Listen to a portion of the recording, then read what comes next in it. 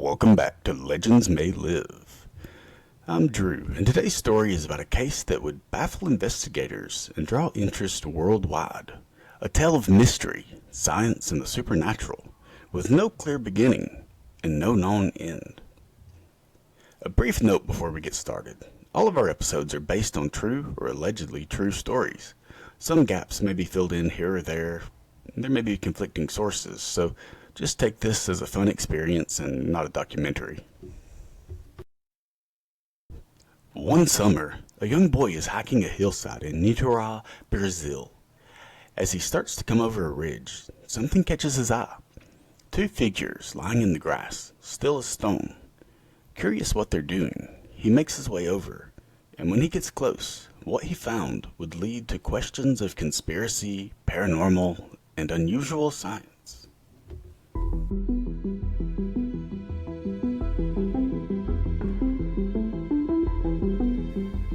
On August 20th, 1966, it was a warm afternoon in Niterói. 14-year-old Mateus was enjoying the quiet, breezy Saturday. He was looking for the perfect spot to fly his kite. He had spent a lot of time outdoors, and he decided the best place to look was around the hillside of Morro de Vintien. As he pushed his way through the overgrown brush, heading toward the clearing that he remembered up ahead, he gets this kind of eerie feeling. He looks around thinking maybe there's a snake or spider or just some kind of predator watching him, but he doesn't see anything, so he just shakes it off and pushes on through. But as he makes his way into the clearing, he sees something not far in the distance lying in the grass. At first he can't tell what it is, but it kind of looks like two people. But something's a little off about them. He decides to see if he can get a closer look, and as he's getting closer and closer, he can start to see something really bizarre. It's two people, but they're not moving. They're dressed in dark suits and what looks like some kind of long waterproof coat. They both had hand-cut visor made out of lead, like what you see being used as a shield against radiation covering their eyes. And right away he can tell that something is horribly wrong. He didn't know what it was, but it was just too strange, and he had this overwhelming feeling that he was in danger. He immediately turns and sprints back as fast as he can, and when he gets to the other side of the brush, he turns and goes straight home. And when he arrives, his father's the first person that he sees, and his dad just notices him being all worked up and asks, well, what happened? What's wrong? So Mateus tells him everything he saw, and his dad did think it was pretty weird, but it didn't necessarily seem dangerous. Still, he called the police, and they agreed to send someone out to investigate. Police arrived within hours of Mateus finding the men, and they quickly were able to determine that these men were dead. But how they died isn't nearly as clear. There's no blood or obvious signs of injury. At first glance, this whole thing just looks like some kind of weird ritual straight out of a movie. You've got these two adult men, they're neat, composed, strangely calm in death, and their hands are folded over their chests, not to mention these weird lead masks. And neither of the men have any sort of identification on them. So the officers look around, and nearby they find a few scattered items. A nearly empty water bottle, two towels. They're damp but neatly folded. And there's a small notebook. And inside the notebook, a single page catches their attention. It had this weird message. 1630, be at the agreed place. 1830, ingest capsules. After effect, protect metals, await signal, mask. And that was it. It was this somewhat cryptic and mechanical-like instructions, or maybe something for a machine. Who wrote it and why the lead masks? None of this made any sense to investigators. Within 2 days, the bodies are identified, and they were Manuel Pereira da Cruz and Miguel José Villana, two men from the town of Campos dos Goytacazes, over 170 miles away. They're repairmen known for their technical skills and their deep interest in spiritualist groups and strange sciences. It would seem that whatever brought them to this hillside wasn't random. But this revelation was only the beginning. 2 days before their bodies were found, Manuel and Miguel told their wives that they were going to be heading to Sao Paulo for a short business trip, and that it really shouldn't be more than a day or two. But when they left, they didn't go to Sao Paulo. Instead, they traveled to Niterói, a completely different direction. They had bought a one-way bus ticket to Niterói, but oddly enough, they also bought return tickets. Along the way, they made a couple of unusual stops. At a local clothing store, they bought matching waterproof trench coats. And then they walked into another shop and grabbed a 1-liter bottle of mineral water. Some say they also grabbed some electronics, but it's uncertain. So when they got to the counter to pay for this water bottle, the checkout clerk noticed one of the men looked down at his wristwatch and made a note. And normally, it wouldn't have been anything to take note of. It wouldn't have been anything the clerk noticed. But these guys both seemed really anxious and hurried, like they were on a tight schedule, and their behavior just kind of stuck with him. So after they paid for the water bottle, they turned and walked out of the store, and then just vanished. They weren't seen again until August 20th, when they were found on the Vintem Hill. By this time, they had been lying out there in the open, untouched, decomposing under the sun. Their time of death is estimated to be within 24 to 36 hours of when the bodies were found, but no one saw them climb that hill or how they died. Back in Campos dos Goitacazes, police began digging into their past. They learned that both men were technicians, TV repairmen with a strong grasp of electronics. But they also had a deep fascination with the occult, metaphysics, and spiritual energy. One local group made up of amateur scientists and mystics reportedly believed that under the right conditions, they could contact beings from beyond, and not just spirits.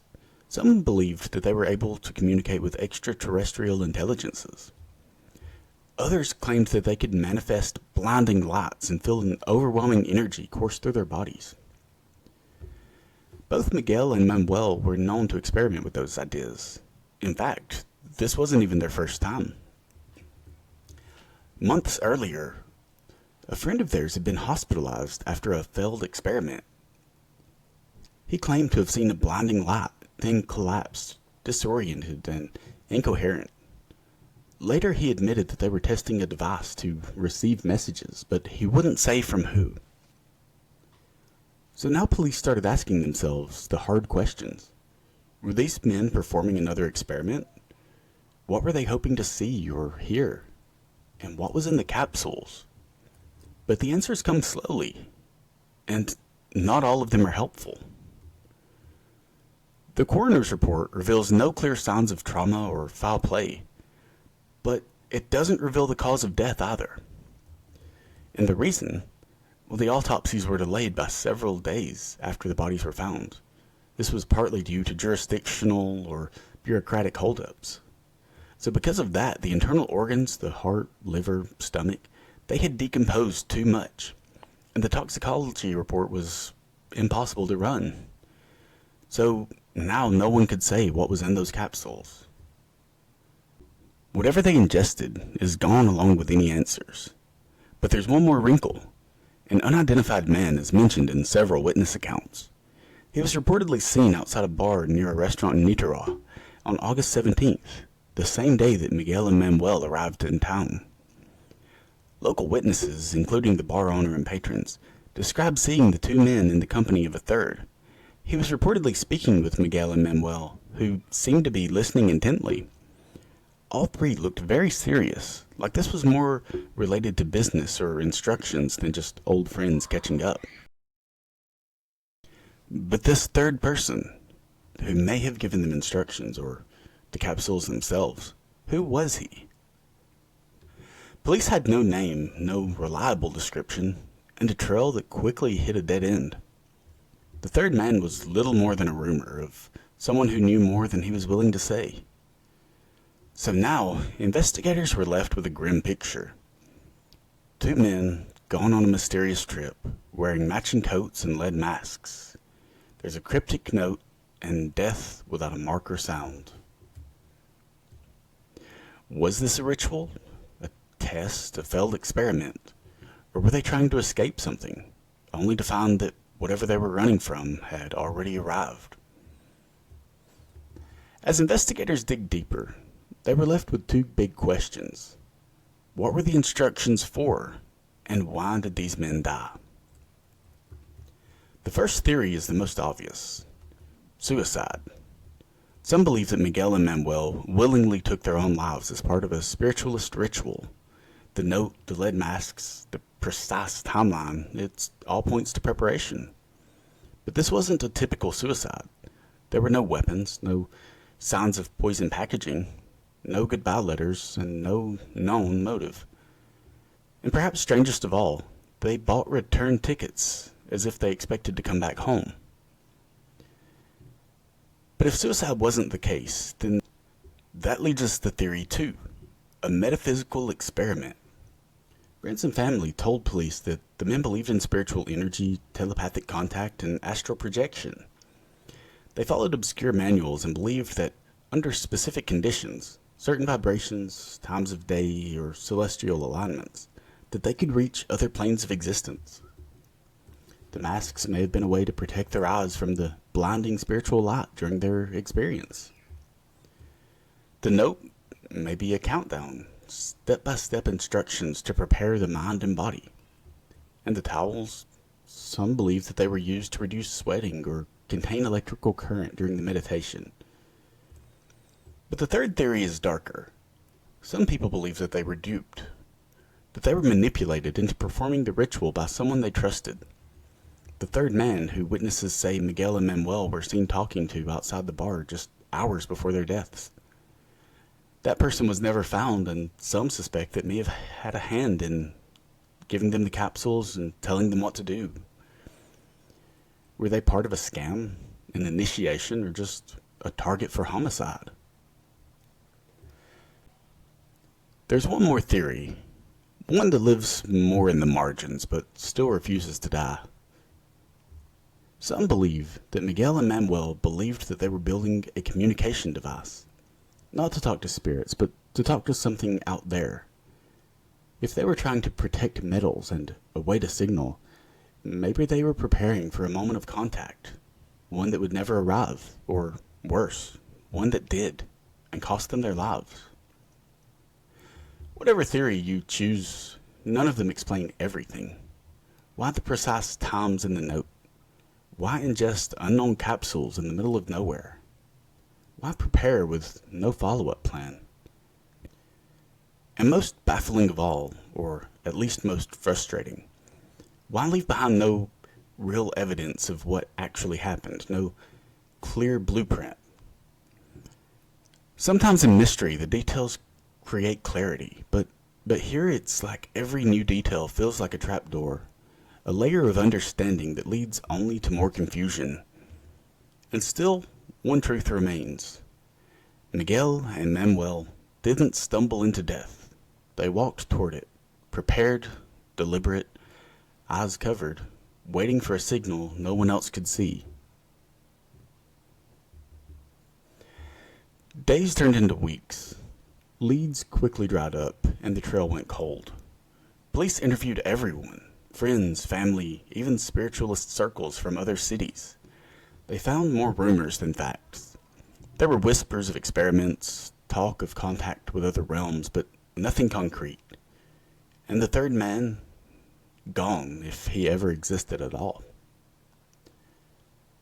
Eventually the case was closed, and the official ruling was cause of death unknown. But the unanswered questions still linger over 50 years later. Why did two men, trained in logic and science, willingly climb a hill to die? Why wear lead masks when no radiation was ever found? Why write a note that sounds more like a ritual than a plan? And what ended their lives?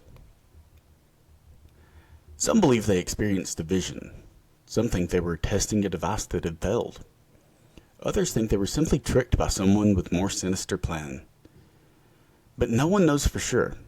There were no drugs recovered, no answers in the autopsy, and ultimately, no closure. Today, Venton Hill is just another overgrown ridge. People walk past it without even realizing where the mystery took place. But for those who know the story, it sticks. The suits, the masks, the waiting.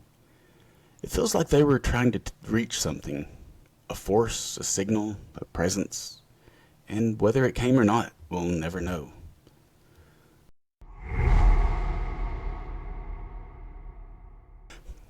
So what really happened to Miguel Jose Viana and Manuel Pereira de Cruz? Were they dreamers, chasing something just beyond human understanding? Were they victims caught in a deadly manipulation? Or were they pioneers of something no one else could see? The only thing we do know is that whatever they were preparing for, they met it head on, and the world is still watching. Thanks for listening to Legends May Live. If you enjoyed this story, please remember to like, subscribe, and share it with someone who loves a good mystery. Until next time, keep your eyes open and your mask ready